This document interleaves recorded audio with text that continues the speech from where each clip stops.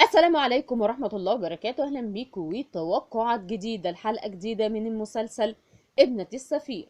كشف غموض ماوي ابتدى من امبارح، واختطافها الملك مش طبيعي. لكن هل هي هترجعها لسنجار؟ لا، مش هترجعها، لان معروف دلوقتي سنجار اول تهمة هتركبه ان هو اللي خطف ملك، وان هو اخدها وهو اخفاها في احدى الاماكن. مش شرط ان هو يكون رجعها القصر، والشرطة هتيجي وهتداهم القصر وهيدوروا مش هيلاقوها، حتى الكوخ كمان هيدوروا فيه مش هيلاقوها. ولكن سنجار هيجن جنونه، ملك راحت فين؟ مش عند جدها اللي بيحارب ورا منها؟ يبقى راحت فين بالظبط؟ ولكن ماوي حاجه من الاتنين، يا فعلا هتقول لسنجار ان ملك معاها وهي مخبيه في احدى الاماكن لحد ما يقدر ان هو يتصرف، يا اما ان هي خدتها واعتبرتها ان هي زي بنتها لان هي مريضه وعندها مرض نفسي بعد حادثه بنتها. وهنتكلم عن الحادثه والغموض اللي ورا الملف اللي شافه سياده السفير لما احدى رجاله قال له ان الشخصيه دي غامضه، وبص فيه وتفاجئ. الغموض ان اتهمت ماوي بقتل زوجها، يعني الحادثه اللي هي كانت بتحكي عنها او افتكرتها لما سنجار وقال لها ايه، هل ممكن الواحده تقدر تتخلص من زوجها؟ فافتكرت المشهد ده، يعني معناها ان هي قتلت زوجها، وان الحادثه دي مش قضاء وقدر. احنا في المشهد شفنا ايه؟ ان هي كانت بتحاول تطارد زوجها اللي اخذ البنت من دون علمها، وقالت له اركن السياره ونزل بنتي انا عايزاها.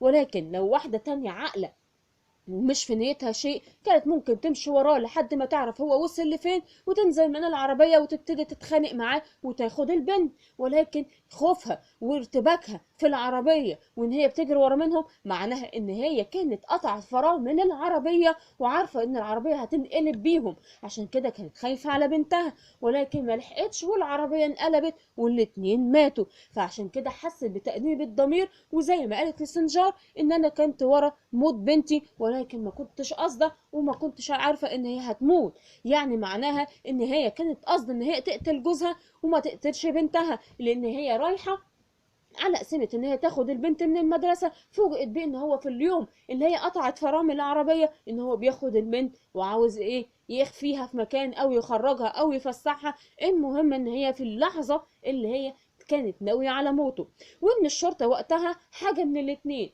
يا اما تم القبض عليها وتم التحقيق ولكن ما اثبتوش ان هي اللي قطعت فرامل العربية او هي ورا الجريمة دي وخرجت منها، ولكن جالها انهيار وجالها حلقة نفسية وده اللي كان السبب في ان هي اخدت ملك.